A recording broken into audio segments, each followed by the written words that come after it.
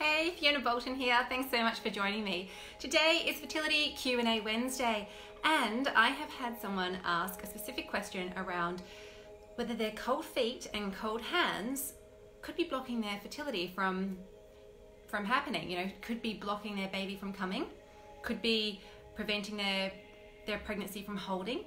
And my answer to them is yes. Now, our body's always speaking to us. It's really important. Hey, thanks for watching. So there's Ayanda, Tanya, oh my goodness, so nice to see you. Give you a wave. Oh. Thanks for watching, lovely ladies. Yes, so what is your body trying to tell you? When your body is telling you that it's got cold hands and cold feet, the message is there are circulation issues. And okay, some of you may already be aware of that. So what do you do to improve your circulation? It's easy. I'd like you to first of all just rug up. So put extra socks on. You might be wearing a pair of socks already, but your feet might still be cold. You might just have your feet in some Ugg boots, and you might need to therefore wear socks and Ugg boots. You want to have fibers that allow the energy to flow. So you want to have natural fibers. That could be hemp, that could be cotton, that could be wool, or cashmere. I find them more comfortable. So please choose natural fibers and keep your feet warm. Yes, you can put your feet on hot water bottles, etc. Rug up as well with your fingers.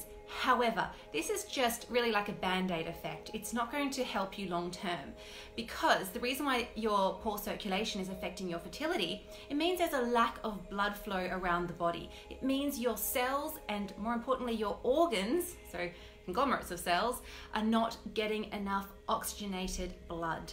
And we need that blood to flow through. So how are we going to do that? There's actually two ways. One, and this is my favorite, because once you do this a few times, you don't need to commit for the rest of your life, and it will fix the circulation problem. And that is Qigong. Fertility Qigong is something that you can get a hold of. I've actually added a link to that.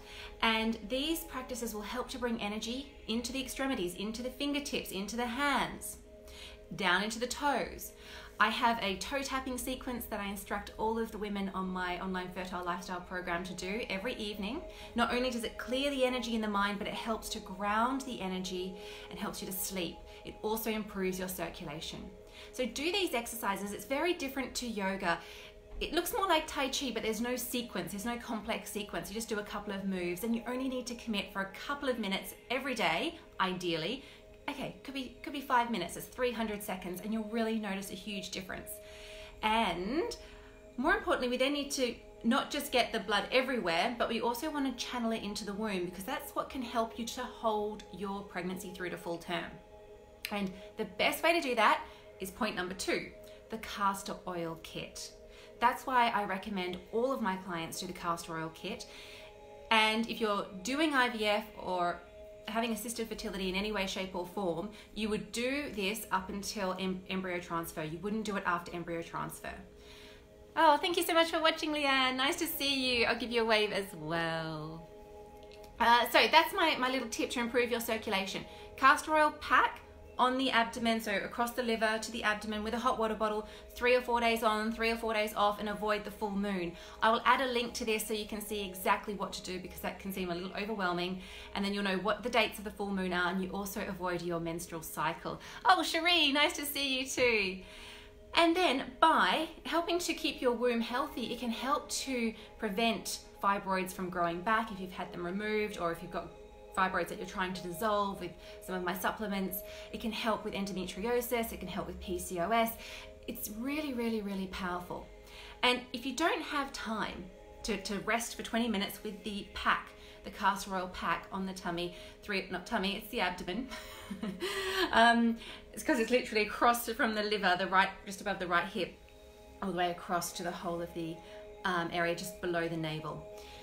And if you don't have time to be doing that for 20 minutes, then what you can do is put some castor oil on your hand every evening, which is what I tend to do, because I'm going to admit I don't always have time to do the castor oil pack myself. But I'll rub it on the abdomen. It's very, very sticky oil, but I'll put extra oil into the navel, and that's going to absorb into the body.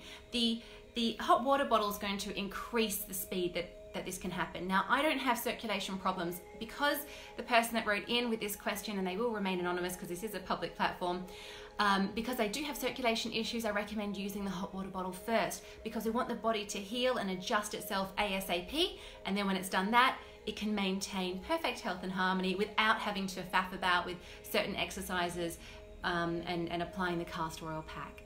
So I hope that makes sense. If you've got any questions, leave them below. If you like this, please share it with other people and help to inspire them too on their journey. Thanks so much for watching, and I'll speak to you soon. Bye for now.